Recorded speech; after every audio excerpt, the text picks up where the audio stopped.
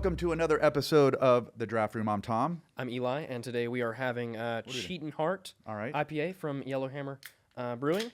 So while we crack this, Cheers. Cheers. All right. Tom, tell me what we're talking about today.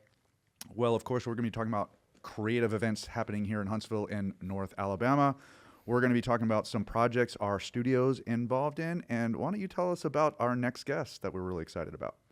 Yeah, so Danny Davis, the owner of Tangled String, is going to be coming on here in just a minute to kind of talk us through what it means to be an owner of a lutherie, which is really interesting. That's the first time I heard that word, too, by the way. Did it? Yeah, right.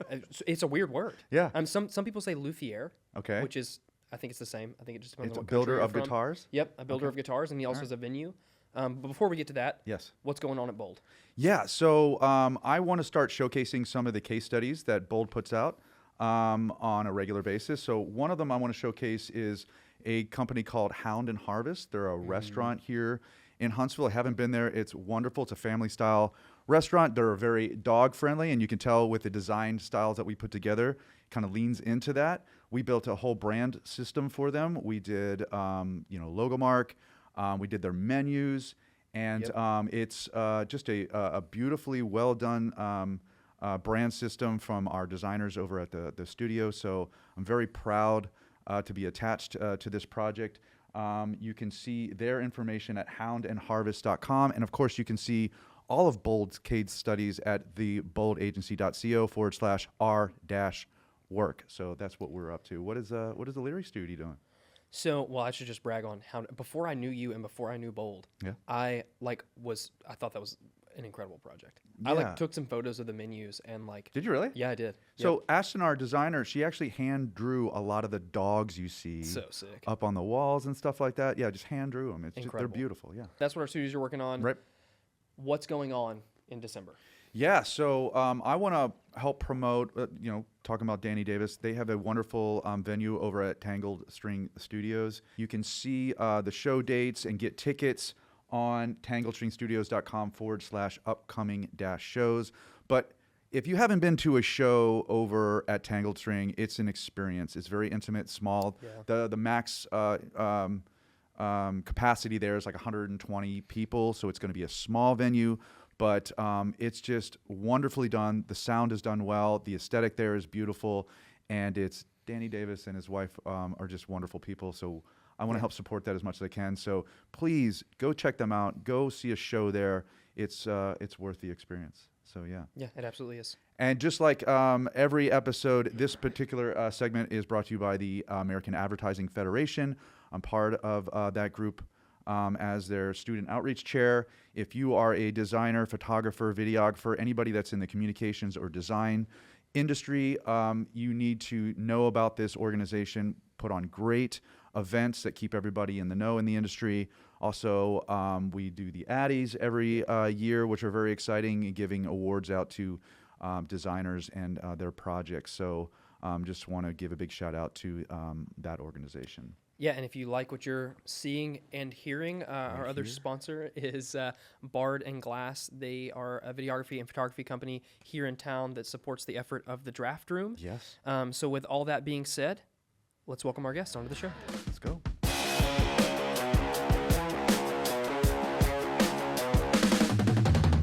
Welcome back to the show. I'm extremely excited for our guest here today, and I've talking to people about who's here today. I've gotten a lot of people very interested in this episode. So thank you so much. Danny Davis is here from the Tangled String. Great pleasure. Hey, Tom. let's. Oh, So my what do we favorite drink? part. This is your favorite beer. Yeah. All right. So this is Cheatin' Heart from Yellowhammer. Oh, Go. yeah. Ready? Yeah. Oh, I heard that. Nice. Here we go. Cheers. Cheers. Stereo. All right. Oh, it's so good. All right. So the man, the myth, the legend we have over here, Danny Davis. Everybody in town loves this guy, and there's reasons why. Yep. And first, if you don't know, it's the beautiful guitars that they build over at Tangled String. Second is the beautiful venue they have over at Tangled String for these great intimate shows that they put on. So let's talk a little bit about Well, let's get a little background on you. So let's talk, and I love this the typical background on anybody who does anything great here in Huntsville. This engineering background, space background, DoD background, who then creates something wonderful out of their passion project. So why don't you give us a little bit background of where you come from and what you're doing now that's kind of in line with that? Yeah, so, I rolled out of Birmingham, Alabama, and basically got lucky enough to go to college and wander around a little bit, but I found out I enjoyed engineering and I like math and things like that. So, I didn't know what I wanted to be, but I was down there and I was in one of the labs with one of the guys. We were doing our projects and all, and he says, "Hey, man, we better start thinking about getting a job when we graduate." And I said, "Oh, dude, I don't want to graduate. This is going really well." But he said, "Well, I'm going up to Huntsville to check it out." And I said, "What's there?" I had no idea. He said, "Well, the space program's there." Right. So I got myself an interview and got myself a job, came up here. And it was really interesting to roll into that culture. NASA is just a great place. They do a lot of amazing things. But the people there are really amazing. Right. Just a great culture, and in a way they're nurturing, it's a lot of opportunity to do a lot of things, but there's people going to help you do a lot of things. And I found that really rewarding. But we got to town here, my wife and I, and we had some children, and I had a broke guitar and no money. We were broke. And I said, "There's no way I'm going to go buy a new guitar, but I bet I can make one." That's incredible. Right. It's going to make a guitar. No big deal. Yeah, so I bought a book that's build your own guitar. Sure. And I had a few little shop tools like that. But that's where it started, with the lutherie, the work I do. And, for the money I've spent on it, I could have bought a lot of expensive guitars, but I wouldn't be building guitars now. Right. Yeah. Do you still have that book, by the way? Probably, What a relic. It really, what a relic. Well, there was no internet, Sure. so I couldn't Sure. go Google anything. Yeah. It Sure. hadn't happened yet. But it really wasn't a very good book, but it did say at the very back of it where you can get materials. Oh, there you go. So I started, ordering Sourcing. stuff. Wow. Yeah. So cool. And then, if I can continue with, you want me to just continue with that Yeah, story? yeah. All right. So it keeps going, man. I had so much fun in my career. It was really great, and I enjoyed it, and we did a lot of great things. But, there comes a time where you realize, it's probably time for a change. So my son and I, adult son, were having a beer one day, and I was saying, I'm going to retire. He said, "What do you want to do?" I said, "Well, what do you want to do?"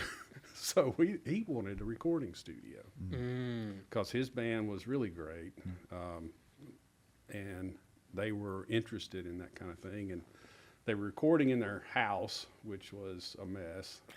And I said, "Well, I want a shop to build guitars." So we started running around town looking at old warehouses and different things, and came across the Low Mill. Sure. And the first person I ran into was Marcia. Okay. Yeah, and I said, "Hey, what's this place?" And she said, "Well, we've got these rooms out here, the old railroad rooms." Yeah. And they were pretty messed up. Right, they yeah. And one of them, though, was less dilapidated. And we walked in it, and Ben and I looked at each other and said, "This is it. Okay. This is where it's going to be."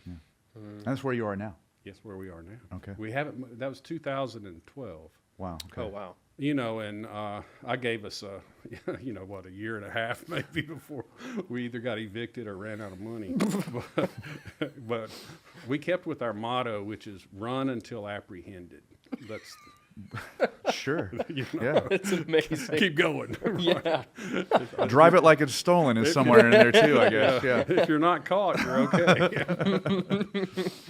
But the first thing we built out was the shop, so we could build out the recording studio. Yeah. Right. Okay. And that took off. It's like an experiment that just went horribly correct. So were you recording for other people at the time, or was it just a personal recording for his band Well, in the beginning? Ben and his band, it's Ben's my son, and his compadres, Todd Howler, which Yeah. you probably know I know Todd. Todd. Everybody knows Todd. Everybody misses Todd Yeah. because he's out in Colorado now. And Ryan Wall, and their band was Liquid Caravan. Yeah. And boy, they worked really hard. They created a lot of music. They also built that studio, and there's a lot of excellent thought into how they put that room together. If you look at the details of it, the sound abatement, Yeah. the tuning of the room, Right. layout and stuff like that. So they did a really good job, and they recorded other people's music some. But it turns out that's really time consuming, and it was great, and they enjoyed it. But once they ran their contracts out, I think they just didn't want to. It's a lot of work. But they made their albums, which was really fun to watch. So, yeah, watching that music get created. Yeah, yeah, sure. you know. So let's step back a little bit. I want to talk about the guitars you Oh yeah. build, and if people aren't aware, we're going to probably show them here Yeah, absolutely. on the screen here, but they're just gorgeous. They're absolutely beautiful, Thank you. and you can tell a lot of time and work is put on. So how did you get into that side of sort of the artistic side of creating these things, right? Yeah, most of that came from challenges from customers. You know, they like you. The most important part of the process is getting inside that customer's head. You know, what is it? What emotion do you want to try to evoke when they pick that instrument up? And how can you make an instrument where they're compelled to pick it up and play it? You know, it's the soft side that's the most interesting part of it. So you're talking with customers and kind of get a feel for their interest, things that are they more aesthetic or active aesthetic or quiet, you know, plain looking guitars. And my approach to the design part is to just start doing it, Tom. I mean, just Plow into it. Yep, just go. And I'll make a sketch or two. But, Okay. And also, I'll leave things in the dust. You know, they just don't work out. Okay. And, you know, Is that that's hard? a little, huh? Is that hard, leaving things in the dust? Not really. Okay. You know when it's not right. Sure. Or I know when it's not right. Sure. And I don't really worry much about the tone and of the instrument. That's actually not the hard part. I was about to say, you have a whole other element there, is that it's still got to sound good after you're done making it aesthetically pleasing, right? Yeah. Well, But there's three things. Okay. It's got to sound great. Yep. Which is kind of that's a gate. You don't get to go any further if the gate. this is the lowest bar, Yeah, is yeah, what yeah, you're saying, yeah. right? Yeah, Okay, yeah, got It's you. the most fundamental thing. Okay. The second thing, it's got to feel good, and that's a matter of craftsmanship. All right. Yeah. Yeah. The first thing, it's got to sound good. That's physics, and that's structural analysis, and I know how to do that. I was Okay. trained on that stuff. The second thing is the feel, and that's craftsmanship. So you got to build the instrument. I was gonna say, I can attest to that personally, Yeah. as a person who has played lots of guitars for a very long time, and having played his guitars, they do feel good. Okay. And that makes like a significant difference in, well, honestly, how likely you are to purchase the guitar. Okay. Or pick it up and play it, because I don't, the thing I wouldn't want is somebody to buy a guitar and not play it, not want to play it. Sure. You know. Yeah, yeah. But anyway, so it's got to feel great, and then you know that's things like the setup of the guitar and the way you carve the neck, Yeah. and different things. And then thirdly, it's got to aesthetically be spot on for that customer. And I've had many incidences where at the delivery of that instrument, there's tears, you know, and it means a lot, you know. And these are sometimes they're gifts, you know, like a graduation gift for a son. Yeah. There's a lot of sentimental value Yeah. in some of these, right? Yeah. And over a, you know, it's generally 12 to 16-week process. Okay. You kind of get to know the customer, you know, and you become part of that little family, and so that feels good to, Sure. yeah, get to pass that on. Yeah. So. Wow. You got any famous people that you've built stuff for? You want to name drop here? You know, it's interesting. famous people, you have to give them guitars. Isn't that insane? That's so the people funny. who can The people All that right. can afford it. them the most. Yeah, You got to give Yeah, those. you got to give them guitars, All right. All right. and that's not necessarily part of my business strategy. The run until apprehended. Yeah, that doesn't work with that, Yeah. right? It's not part of my strategy, but I have done that, and it's just been really rewarding. Rich Robinson of Black Crowes plays a guitar. Okay. And that You've seen him play. He uses it up on. Oh, that's got to be yeah. amazing to see. I right? got a couple of photos back. He was at Capitol Theater in New York, and there's a lot of people there. Yeah. He's playing that little guitar, and I'm like, Jeez. man, that's cool. And then some of the most rewarding are the guys that live around here that play my guitars. Okay. Yeah. Yeah. Dave Anderson and Mike Roberts. Okay. And Alan Little. And, Of course, yeah. Alan. Yeah, Jason Humphreys. And yeah, just, that's just so cool that they do that. For real. Yeah. And they're amazing musicians. Jason is one of the most phenomenal guitarists I've ever seen play. Yeah. Like I'm not like anywhere, and he lives here. Yeah. And he's a really sweet guy. So Yeah, it doesn't hurt. it's interesting. He can play just about anything. And with Don, he sounds, he's got this gig, but with King's Hayes. King's Hayes a whole. He's like, yeah, he's playing hard things to play, and he's doing it effortlessly. It's amazing. next level. Yeah. All those guys in that band are amazing. Yeah. Josh Taylor plays my guitar too, Okay. and I don't know if you're familiar with him, but he's an amazing guitarist. So I met. That's actually how I met you initially. Okay. And Josh, a long time ago, like right when I moved to Huntsville, 2017. 17. Yep, 2017-ish. They did this. What was it called? Young Performers Open Mic. Yeah. With Piper and Leaf. Yep. Yep. Okay, and I was there every time. Open mic. Yep, just playing or listening, and that's when I met Josh, who is like a miracle worker.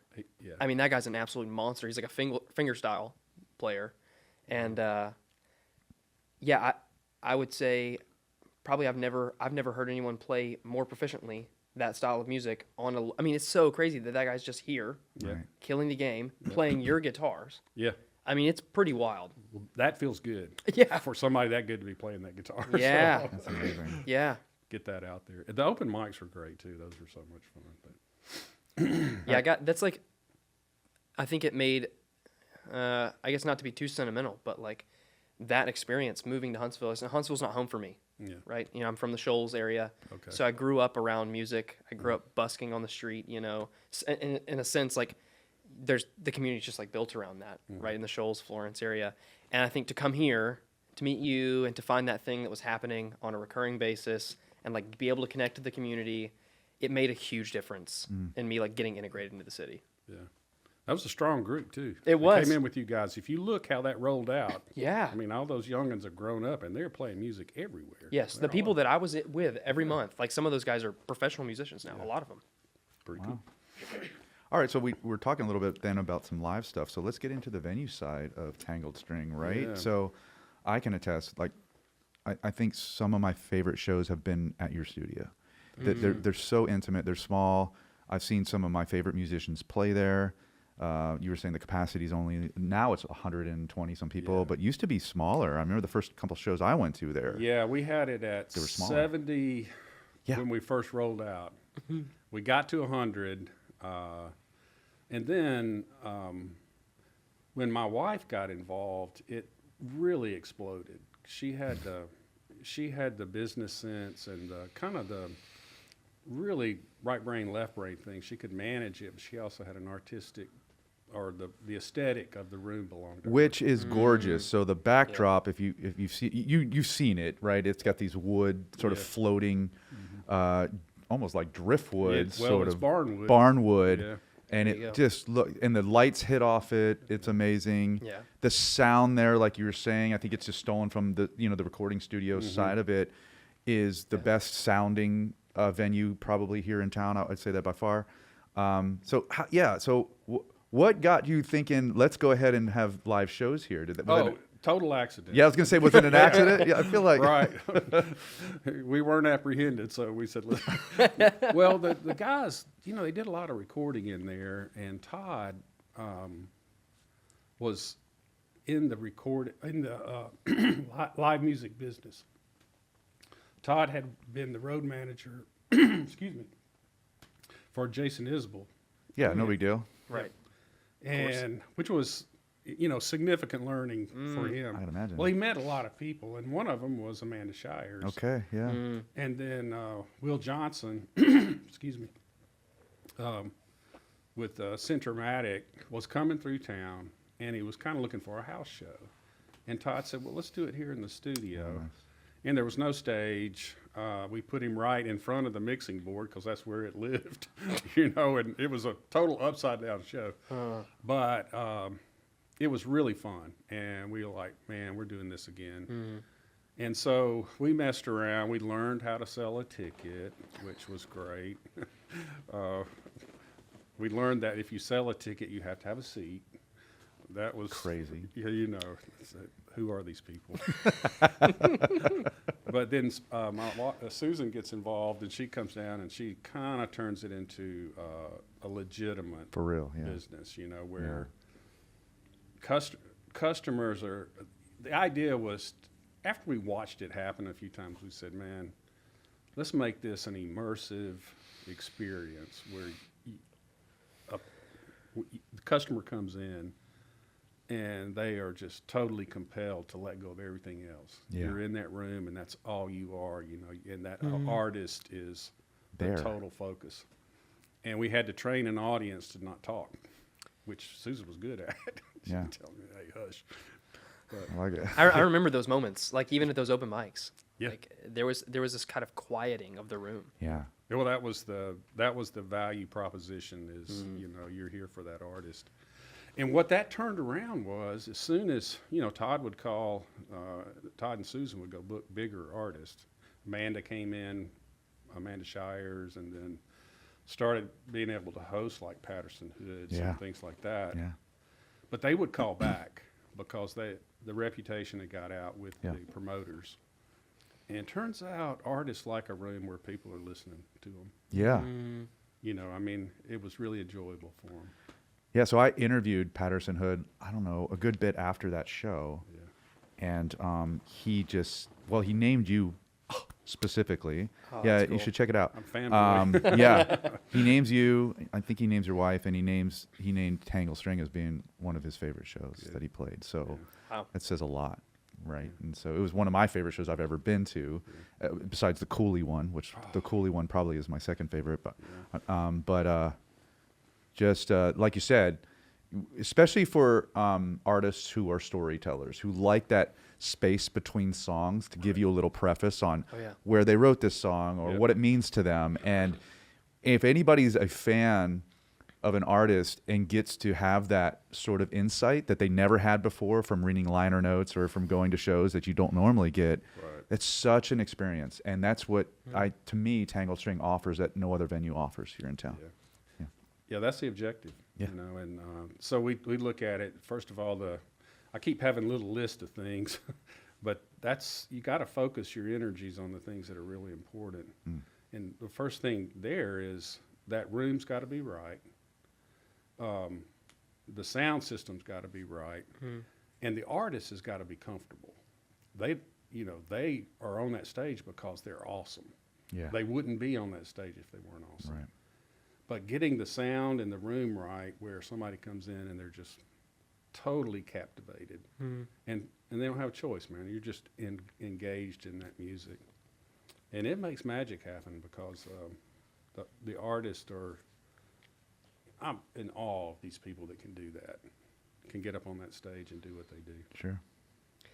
So Yeah, I think, the podcast, like, kind of subject in a sense is like design and how there's kind of unity in all these industries. And that's what we're talking about. And man, just to hear you talk about this, like this thing you're expressing about the design of that space. yeah, It's like, it's reminding me like, oh, that's what it's about.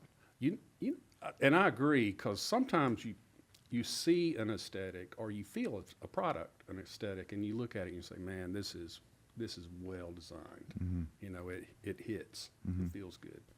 I know exactly what you're talking Yeah, and about. you're drawn in, and I think like you're proving that with the space. What I think probably, and I don't want to speak for anybody, but I'm about to. Musicians come in there and they go, "Oh, musicians design this." Yeah. Right? Yeah. They come into space and they're like, "Oh, the sound is so good. There's no way musicians didn't put involved. this together." Yeah. Or the fact, like you said, the aesthetic of the stage is like, "Oh, someone really thoughtful didn't just slap something together. They thought about everything. They thought about the lighting. Yep. They thought about how people were going to feel when they came in here. They thought about the musician, being on stage and being able to feel comfortable enough to start sharing some of those personal, sides of them, is all a tribute to that designed, part of putting something together. It's Yeah. got to be thoughtful. It's got to be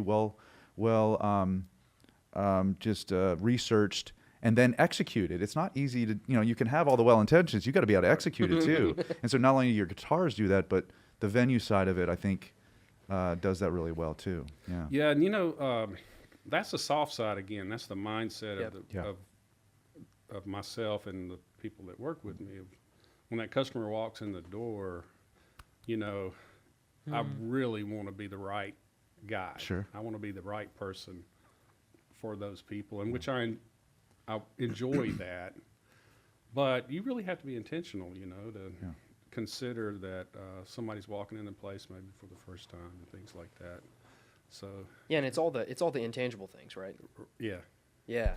because Yeah. you get sucked up in it and Yeah. you get comfortable, Yeah, I think for us, like we're always, for Tom and I, we're looking at colors, we're looking at Yeah. vectors, we're looking at stuff like that.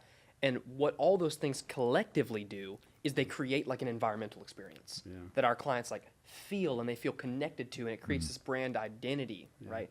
And for you, you're taking like, oh man, the guitar is such a sweet example, right? It's not just the way that it looks that compels you to pick it up.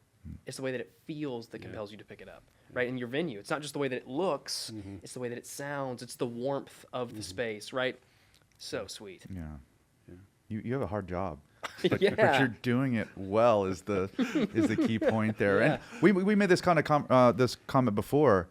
Huntsville is full of people who have moved over from that technical engineering space DoD area and applied that same methodology, that same sort of process, and poured it into passion projects. And that's why we have this good beer sitting here. Yeah, Yep. absolutely. And that's Yep. why we have the good venues, and that's why on and on and on, shop after shop after shop, or whatever it may be.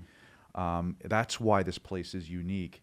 And I think that you're like the epitome of that. Like you have personified sort of that feeling that everybody wants to think of as Huntsville, as this place that can mix that form and function sort of side, which is, it's hard to do, man. It's Yeah. really difficult, but you're doing a good job at it. Well, thank you. I think it's interesting to me, I'm an old guy now and I've seen a whole lot, but if you look at folks, it takes a minute going through life to figure out what your passion is. And then you got to be courageous enough to go do it and make, and it was a big step to leave, my NASA world and go be like that. But I just really, really wanted to do it. And like talking with you guys, I feel the passion in your interviews, that kind of thing, that's what people gravitate to, but Yeah. it's not, it's a confidence and being engaging with just about anything, beer making, interviewing, and then course design. That's like the ultimate risk taking, Yeah, putting yourself out there Right. is scary and dangerous, and Yep. especially for your ego and for Right. your mental health, Yeah. right? But cheers to everybody who puts themselves out there. I think I've seen the latest meme that I'm a big fan of is like, create even if you don't get any likes, and Yeah. it's unfortunately you have to remind yourself of that, but because that's what we're doing. We're creating here, and we're not getting any likes. Yeah. But that's not the point. Yeah, that's We exactly keep right. telling ourselves as we cry ourselves asleep. I'm happy about all 18 views. I am. and, I am. and 5 of them are ours. Yeah, I do rewatch it. I do. Well, I know it's going to be great. You helped us out, gosh, when we were just puppies over there at Tangled String. Yeah. You did a Former podcast, yeah. former podcast, Yeah. and I don't know if I can say the name. You but can, but it's- No Huntsville. Yeah, no Huntsville. And it was great, but I mentioned earlier, I felt like, we were over there just almost naively running amok, Yeah. you know, and doing things. But we were sincere, and we had good thoughts, and our product was good. But that little, you know, that bit of exposure got us some advocates. All of a sudden, people were coming to our shows, you know, and we were astounded we could get $20 for a ticket. Yeah, right. Wow. And said, wow, you know what? We're going to be able to put a little in our pocket. Well, I also had Liquid Caravan on the show. Yeah, yeah, you too. did. Yeah, yeah. So I Absolutely, yeah. mean, all around, it was a good well, experience. we appreciate that. And that's back when Oh, man. we needed the help. Yeah, So. absolutely. All right, so let me ask you a question. If someone wants a guitar built by you, what's the process?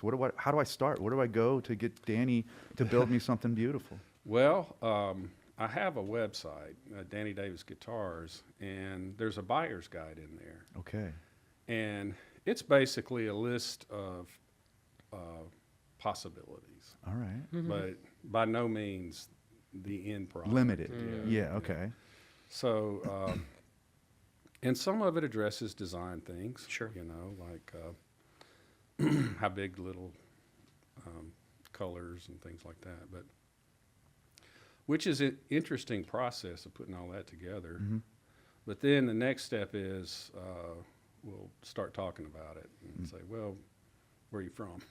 You know, I had a client come in, amazing, wanted a plain old guitar. Turns out he was into history, and particularly French history and Joan of Arc.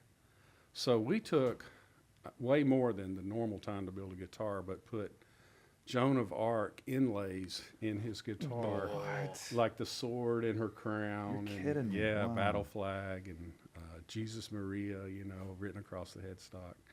So that kind of thing was really fun. So that's how it starts. Yeah. But, I feel like I wouldn't bring anything cool. Like, Yeah. they got a Joan of- I'm like, my son's name is Danny. Let's go with that.